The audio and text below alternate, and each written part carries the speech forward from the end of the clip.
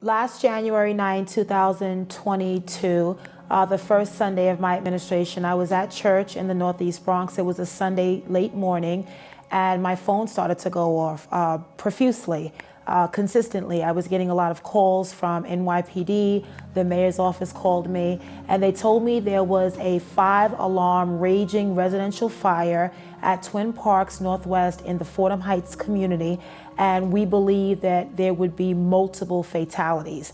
And my first instinct was like, what? Are you serious? And I immediately left service and I raced over to 333 East 181st Street to Twin Parks, and what I saw was complete chaos.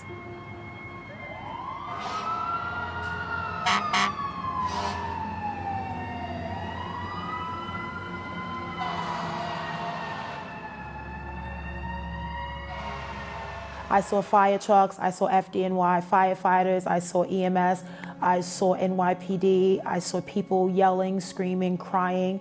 The building was on fire. There was a lot of smoke.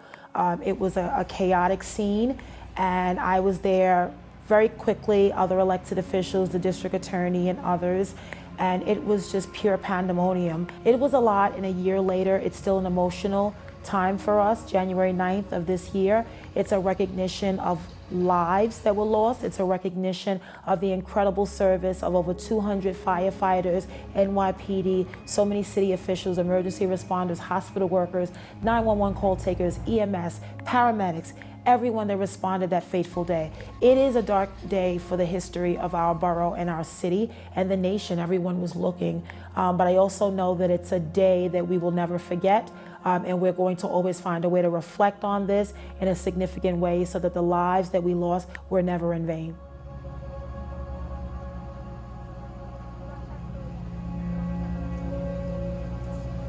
Leading up to the celebration of life for the victims we lost wasn't an easy process because we had to make sure that we identified the victims that were in the morgue, that were in the hospitals.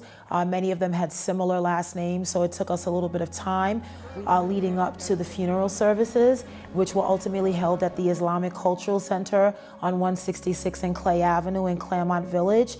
And I've been to many funerals in my time and service as an elected official. And I have never been to a service of this magnitude where I witnessed 15 caskets, because prior to the service, there was a private service in Harlem for 2 of the victims. That totals 17. So at this service for the 15, it was heartbreaking to see 15 caskets. What we worked with Mayor Eric Adams and his administration on initially was an executive order that put together recommendations for city agencies to actually work together. That was number 1. And we did that immediately after January 9th. The second thing, we worked together and formed a fire education and safety task force. We looked at legislation at a local level. How can we work with HPD to tighten the system? How can we regulate self-closing doors? How can we look at heat sensors in apartments so that you can gauge the temperature within an apartment versus the building, right? Then we also said we need to look at space heaters because we need to regulate that. We need to make sure that they have higher standards, tipping capabilities, automatic shut-off. They're not some of the inexpensive ones that some families use. And we don't want space heaters to be running more than 24 hours. As the Bronx Borough President, it does not get lost on me that this happened in my first week in my administration. And while I will never understand why it happened, I accept that it has happened. And what I am trying to do is learn from it. Let's make a difference. Let's do something meaningful, do something significant to honor January 9th, to never forget the 17 neighbors, and to let the families know that we will never forget them.